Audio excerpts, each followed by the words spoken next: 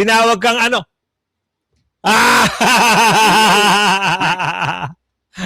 Wala ka dyan. Ang daldal mo pa namang hayop ka. Hindi pa naman natin alam kung merong Nakakatuwa ito si Sir Madarahog talaga. Oh. Senator Tulfo, hindi naman natin siya mapigil pero at masisi. Pero to call someone stupid, ang Yahan! ibig sabihin po ng stupid, tanga. Yes. Magandang hapon muli sa ating mga kasama. Nandito na naman tayo sa Kuya Goods nagbabalik. At syempre kung di ka pa nakasubscribe, mag-subscribe ka na. Dahil malalaman mo ngayon itong karamang inabot ni Jubante. Buti nga! Yan ang dapat sa'yo. Palakpakan! Palakpakan ho natin ha. Buti nga sa'yo. Nakakarma ka. Naglabas na ho ang Supreme Court patungkol dito sa second placer. Hindi ka naman pala pwedeng umupo dyan. Alamin natin dito sa nagbabagang issue ngayon. At siyempre kung bago ka pa lang, andyan po yung join button. Pumindot ka na at sa dulo ng ating video, siyempre yung shoutout segment natin, hindi ho tayo magtatapos hanggat hindi tayo nakakapag-shoutout. Bistado. Bistado ka. Kung ako sa'yo, para hindi ka masabihan makapal ang mukha mo talaga, baba na sa pwesto, Jubante. Dahil meron na hong binabang desisyon ng Supreme Court, ang sabi dito, Supreme Court affirms abandonment of second placer. Abandonment of second placer rule. The Supreme Court has affirmed its earlier ruling abandoning the second placer rule in a local election, denying with finality the motion for reconsideration filed by Datu Fax Ali Mangu Dadatu over the cancellation of his certificate of candidacy for governor of Sultan Kudarat. Ano kaya magandang gagawin ngayon ni Jubante? Sa ingay-ingay mo, tadhana na ho ang gagawa ng karma mo. Jubante, makinig ka. Mamaya papasadahan ka ni Sir Madarahog. Tinawag kang ano bubulong ko na lang tinawag kang ano.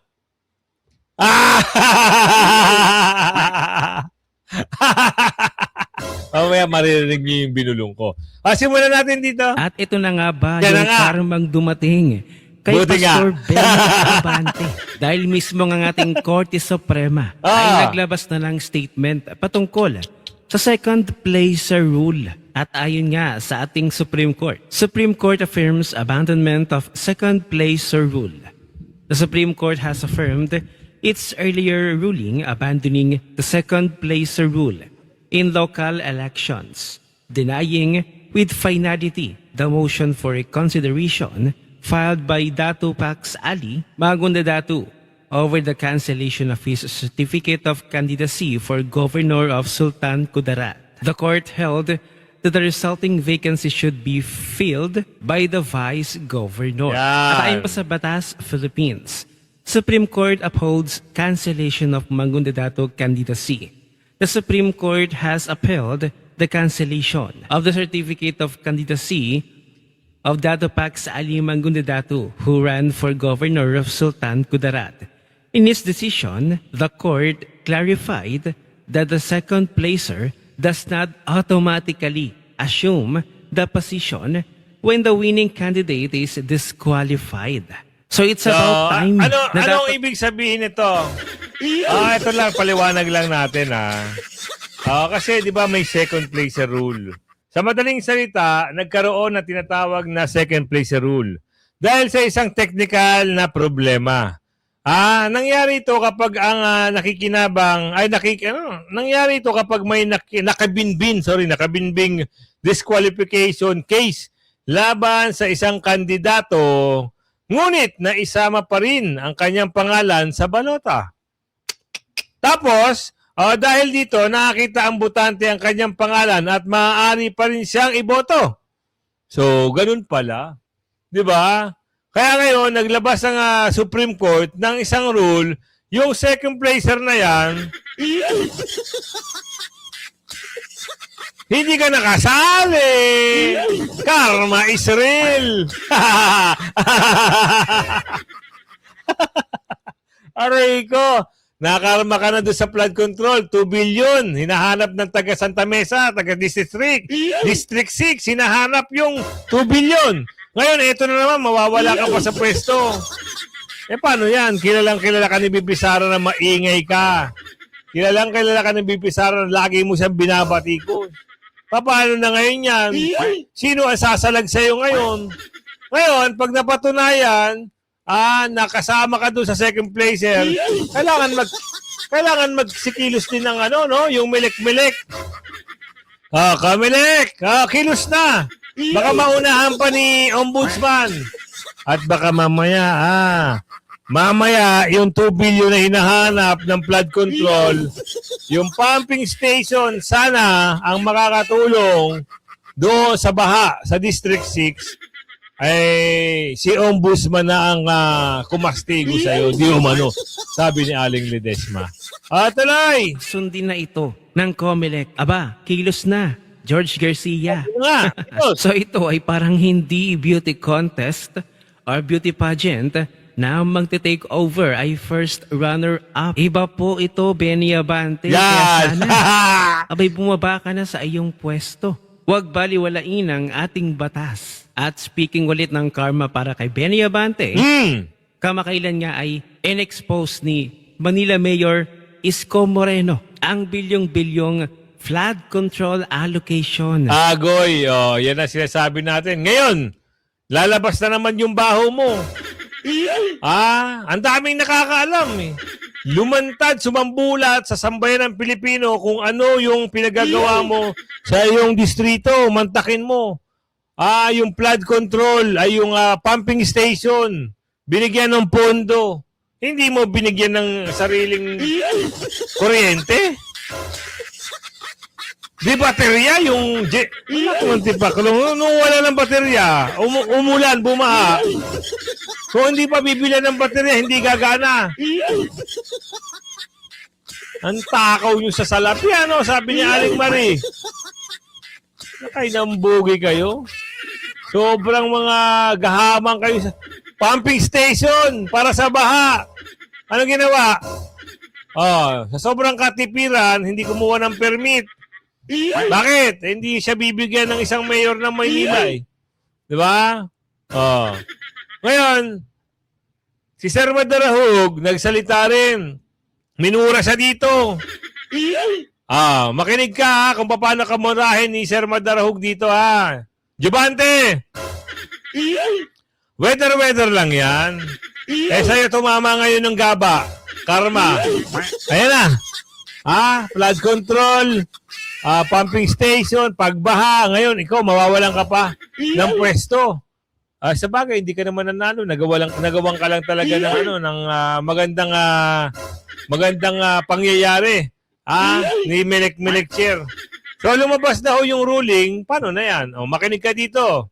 Makakatikim ka rito sa mamang ito. Kasi apektado si Congressman Abante dito. Ayan na! Yawa kang matanda. Mayayari ka dito. Mayayari ka talaga. Nag-release ng briefer ang Supreme Court at ang sabi ng kanilang tagapagsalita, may ruling na ang Korte Suprema yan. sa kaso ni Pax Mangudadato at inabandona na nito yung second placer rule. Yan. Yung bang yung sunod na nakakuha ng mataas na boto ang idinideklarang panalo kung sakaling nadidisqualify yung isang kandidato. Dito sinabi ng Supreme Court, it is not the second placer who should be proclaimed as governor. Okay. It should be the vice governor. Local government ang pinag-uusapan dito. So meron talagang rule of succession ang mga local government, di ba? Hindi ko lang alam kung sa Congress kakaiba dahil Alam naman natin na si Benny Abante prinoklama dahil na-disqualify si Uy. Oh. Second placer lang si Abante. Nako! Paano ngayon yan? Kung iistriktuhan ang ruling ng Supreme Court na walang second placer rule, aba, hindi ka dapat congressman yawa ka. Dapat wala ka dyan. Ang daldal mo pa namang hayop ka. Hindi pa naman natin alam kung merong Nakakatawa ito si Sir Madarahog talaga. Oh. Talagang durog na durog ito si Jubante. Wala ka talaga makikitang hindi pinatawad si Jubante rito. Paano nga naman? Tingnan mo, isipin nyo. Malakas itong mumira kay Bibi Sara. Itong si Jubante na to. May papastos-pastos ka pang nalalaman. May pakrus-krus ka pang nalalaman. Ito. Namnamin mo kung ano sinasabi sa iyo, Sir Madarahog. Makinig ka. petition o kung merong question regarding sa kanyang proclamation, ha? Hindi pa natin alam. Pero meron pa naman oras. Para mo ba? Pero kung istriktuhan, it is as if kung pareho lang kung pareho lang ang ruling ng isang congressman sa local government na hindi dapat yung second placer ang pinoproklama, abay, Actually, hindi naman second placer si Jubante. Na-disqualified lang talaga itong si Uy. Ngayon, hindi ko lang sure kung talagang ilan yung naging kandidato dyan sa District 6. Wala akong pagkakaalam. Pero anyway, kung halimbawa, second placer nga talaga siya, sino ba ang pepede? Congressman? Ano ba susunod sa congressman? Wala namang vice congressman, di ba? Malamang, kung hindi siya nanalo at may ruling na ang Supreme Court, si Uy pa rin ang mananalo. Tapos ang kwento mo, Jubante. Di ba? Yan ang sinasabing gaba is gaba. Gaba di magsaba. Aray mo. Ito, punta tayo dito. May mga graduate na pala. Yung panggulo nila. Ano ka ng tipaklong? Yung panggulo nila, graduate na raw. Saan kaya ito graduate? Nakakatawa, no? Oo, ang alam ko dito, hindi ho ito nakapagtapos, pero nagdoktoran ng law. Ano ka ng bugi ka, Rudy? Nagdoktoran ng law pa, ha? Meron pa silang nalalaman na ganun. Sa tingin nyo, karapat-dapat ba itong graduate? Itong si Bongbong? Graduate na raw. Baka graduate na sa pangungurako, sabi ni Aling Ledesma. Ano bang, graduate ba ito? Bida siya eh. Graduate na daw. Nasa na kaya yung video na yun? Wala ata dito. Nawala yung video. Hindi ko lang alam kung saan graduate ang mama, kung ano yung binigay na parangal sa kanya.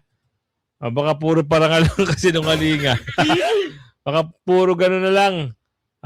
Pero wag na matay pag-usapan nyo kasi kayo ba naniniwala na may maalam ba?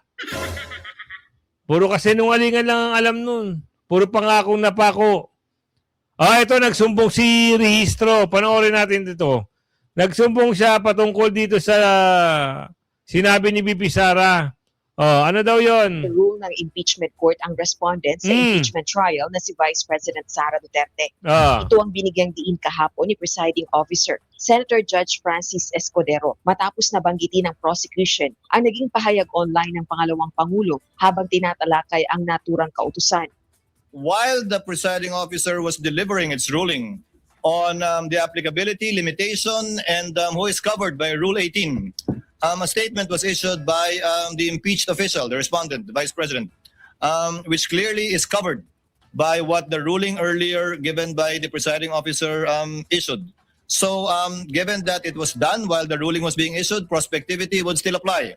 However, the presiding officer would like to remind, through the lead counsel for the respondent, her client, to kindly observe the ruling of the presiding officer as well as the rules of the impeachment court, specifically Article or Rule 18 on the subject matter in regard to making comments on the merits of the case. Because henceforth, again, given the prospectivity of the ruling, the necessary actions will be taken against her not only by the court, but also given that she's a lawyer, via what the presiding officer earlier mentioned in relation to CIPRA and in relation to the Office of the Bar Confidant. Ayon naman sa defense team, pag-uusapan nila ito ng vice-presidente. We'll just have to sit down and talk about it. Siguro, explain lang sa kanya, kunin ko rin yung panig niya kung ano ba yung dapat namin gawin moving forward. But again, she's the vice president, she's her client, and siguro naman ang isang vice-presidente na sinasubject sa ganitong proceedings, meron ring karapatan to a certain degree, Magsalita. no, mailabas yung kanyang mga saloobin. Dahil sa kautusan ng impeachment Alam niyo bakit? Kaya nagsumbong ito si Rizzo kasi sinabi ni Vice President kasi bawal, di ba, sabi habang meron pang pag-uusap, habang may trial pa, bawal yung magkabilang kampo na magsalita patungkol sa nangyayari, mga patutsadahan. Hindi naman kasali si Vice President dun. Saka sa kanya, bakit ba kayo nag-iiyak mga prosecution?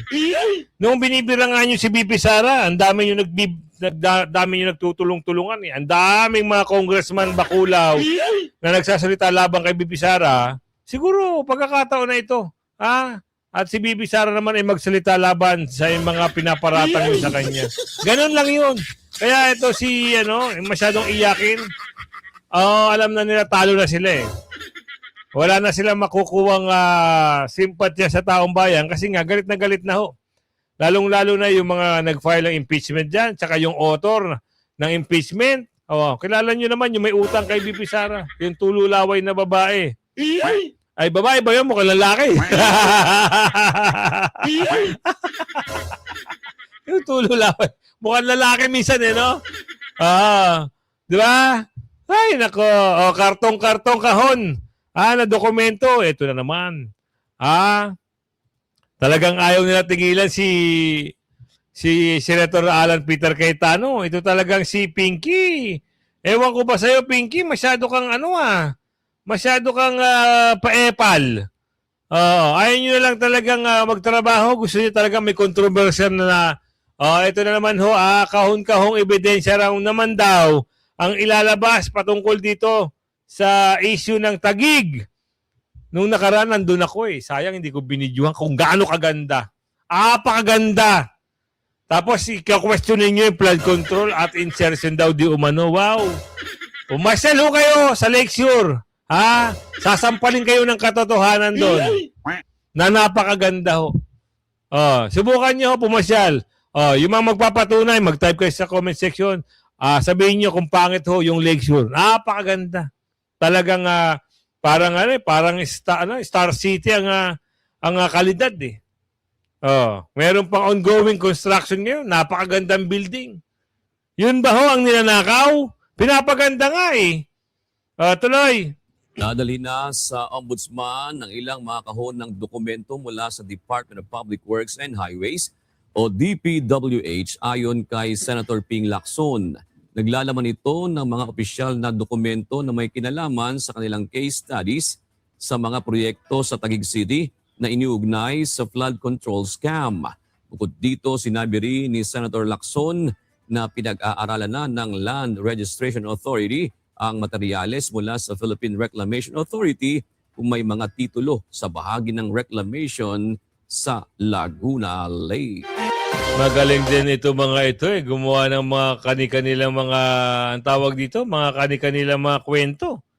Ayaw nyo na lang suportahan yung ginawa ng gobyerno ng Taguig. Hindi naman ho kinurakot yung budget. Mantakin nyo, pinaganda ho ng dalawang Cayetano, mag-asawang Cayetano. Pumayag na magbayad ng $18 million sa loob ng 10 taon. Naku, ano kaya na naman to? Mapunta tayo dito.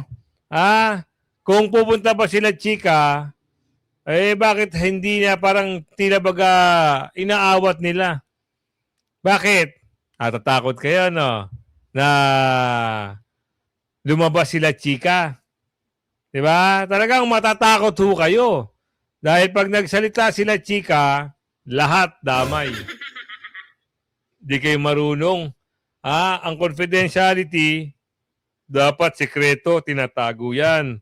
Pinilit lang ilabas, pinilit yung ilabas.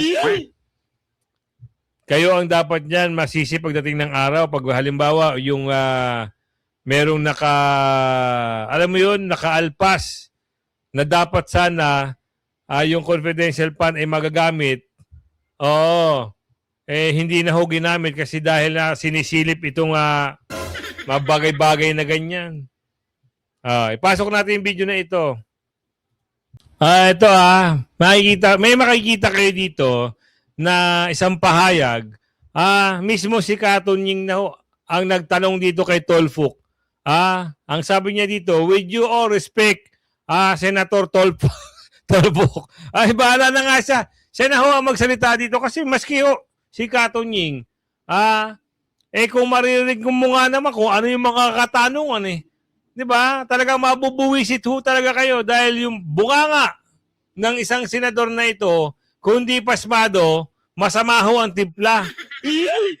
Hindi ho alam niyo, hindi ka tanggap-tanggap Oo. Panoorin natin, alamin natin, dito sa video na ito. Talagang, asa na yun? Wala. Wait lang, hanapin lang natin. Nako. Ito. Yan. Senator Raffy Tulfo, maaaring nabubusit ka na kay Gina Acosta. At baka nga, bago pa mag-umpisa yung trial, meron ka ng mindset, sino pang mga senador laban kay Gina Acosta at baka nga laban kay VP Sara Duterte. But we can ask difficult questions without being rude. Yan. Alam niyo, kaming mga... Yan, di ba? Yun ang punto. Pwede ka magtanong ng mga gusto mong itanong, pero wag naman sa pamamaraan na bastos at walang modo, sabi ni Aling Ledesma. Di ba kahit bata, matanda, may ngipin o wala, maintindihan kung ano yung mga katanungan nito ni Mr. Tolfuk. Hindi ho kaaya-aya, hindi maganda sa pandinig ng taong bayan. Kaya maski ito si Katunying, nagtatanong ho siya. Sikat. Ayun. Tulad naman, nilalakay kaming mga nasa radyo. Yeah. Ang tawag sa amin public figure. Hindi lang po kami, pati mga government officials, mga senador. Kaya po ang tawag sa amin public figure. Meron pong mga sumusuporta na rin po sa amin kahit papano. Sa madaling salita, kami po ay nakatutulong sa paghubog ng ugali, asal ng mga sumusuporta sa amin. Kaya may pagkakataon, kapag kami pinagsalita dito ng marahan, mukhang matalino, inaangaan kami ng aming mga taga-sunod. Norm. Akala nga talaga ng maraming mga tao, especially kung sikat yung nagsasalita, pwede pala yun. Hindi ba kaya nga naging norm ikaw ay matapang and they are able to emphasize your point pag kayo nagmumura. Masaya, malungkot, galit, nagmumura. Yan na po ang naging parte ng ating lipunan ngayon. Sino po ang sabihin nating may sala? De kami. Kami, dahil ginagawa namin yan Katulad, alam niyo, sabi nga po ng isang matandang announcer na nagturo sa amin nung araw, pero pumanaw na po siya. Si Ka Gerson Samson. Sabi ni Ka Gerson Samson sa akin, you can be empathic. You can ask difficult questions without being rude. Yun! Natumpok mo! With all due respect, Senator Raffy Tulfo, maaaring nabubusit ka na kay Gina Acosta. At baka nga, bago pa mag-umpisa yung trial, meron ka ng mindset, sino pang mga senador laban kay Gina Acosta at baka nga laban kay VP Sara Duterte. But we can ask difficult questions without being rude. Tama. Opo, pwede po nating gawin yon. Pwede pong gawin, lalo na ng mga senador.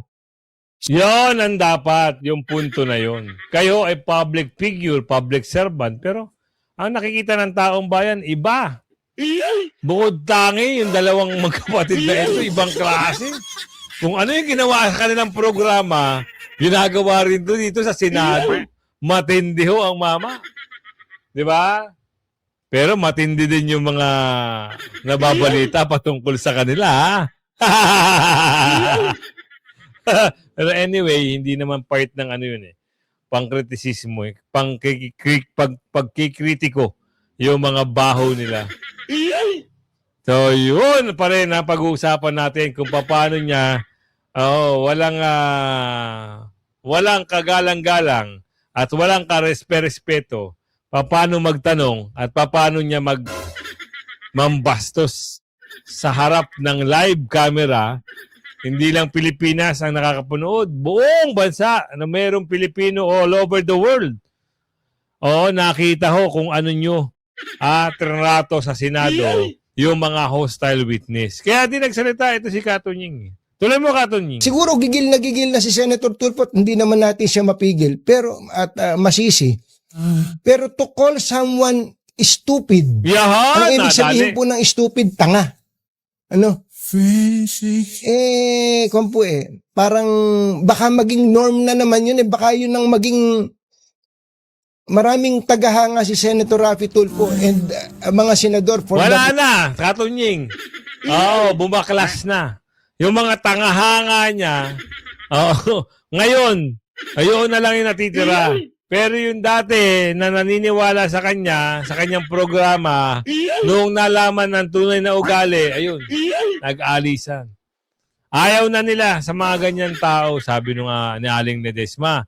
At inuulit nila, maniwala kayo sa hindi na raw daw humananalo ang mama. Ito, dalawa raw ito magkapatid eh. Ay, malalaman ho natin yan pagdating ho ng tamang mga panahon. 'Di ba? Kayo, kung tatanungin ko kayo, na ano kayo, no? Na tawag dito, naloko din kayo, no? Akala nyo magaling, ano? Akala nyo buong loob. Oo, pinapagalitan yung mga guests. Lalong-lalo na sa kanyang programa. Doon nahatak to eh. Doon nakahatak to ng mga botante eh. Magaling daw, magaling. Iboto daw natin kasi magaling. Palaban daw, palaban. Napatunayan nila, no? Tahimik daw doon sa isang issue. Ay! Oo, hindi na ako inimbestigan. Anong issue yun? Kung natatandaan nyo, alam ko sa ano ata yun, no? Kung di ako nagkakamali, sa isang malaking, ano ba yun? Sa issue ng mga, ano ba yun? Pera, sugal, di umano, ano ba yun? Doon ba yun? Hindi na pinag-iimbestigahan. Yun ata yun eh. Ito. Sa bagay, na.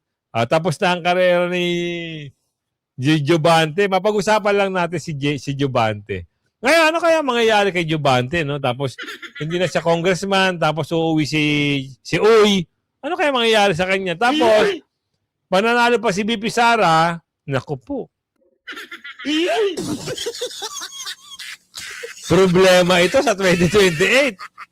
Sipin nyo Sipin nyo mabuti. Itong mga dorobo na ito, mga nagkakampi-kampihan para lang makonvict si BP Sara. Kung halimbawa nga hindi manalo yung mga manok nila at wala hong lumusot at si BP Sara ay matapos ang kwento dito sa impeachment at ma-acquit na siya, paano na sa 2028? Meron pa kaya mukha itong ilalanta? Lalong-lalo na yung malaki yung ilong. Yung taga Bicol. Yan. Number 1 yan. Matalas na yung bunganga niyan. Yung dila niyan, lumalatay pagdating kay BP Sara eh. Paano kaya sa 2028? Nagtatanong lang ho kami. Hindi lang yan yung mga Panorth, yung mga Congress. Nakita mo na may panahon ng Tuadcom eh. Diba? Sana lang pinanalangin namin matapos lahat ng problema ni BP Sara at makaupo siya sa 2028 tapos kayo naman ay pakulong ni BP Sara.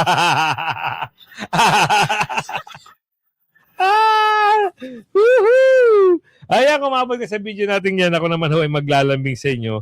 At kung bago ka pa lang napadpad pa sa ating munting channel, andyan po yung subscribe button. Pumindot ka na, andyan po yung bell. Andyan po sa taas yung all, kaya i-bell all nyo po para makatanggap kayo ng notification every day. Simulan natin, special mention kay Ma'am Pasita and Ma'am Charis.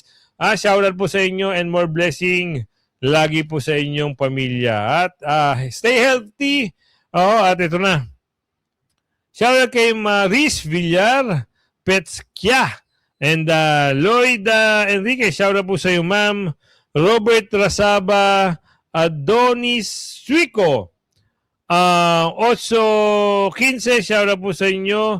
Ogie Ribit, Eugenia, shoutout po sa inyo. Roniel Lago, Armando Borja, Neng OFW. Ma'am Amor de Pueblag, shoutout po sa iyo, Ma'am. Albert Morena, Rudy Intong Vlog, shoutout po sa iyo. Pauline Corpus, shoutout po Fedia Ranoa, shoutout po. Aquarius G, Josephine Rosario, Mamot, shoutout po sa inyo.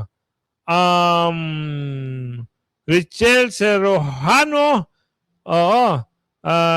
Sabina Castillo, shoutout po sa iyo. Henry Galario, Arnel Lado, sir, shoutout po sa inyo. Froilan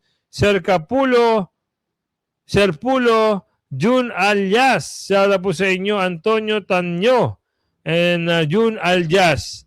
Again, Lucky Charm. Yan, kumabog sa shoutout segment natin. Ako naman ho'y maglalambing. Please like and share niyo yung video natin. Kasi muli, bye-bye!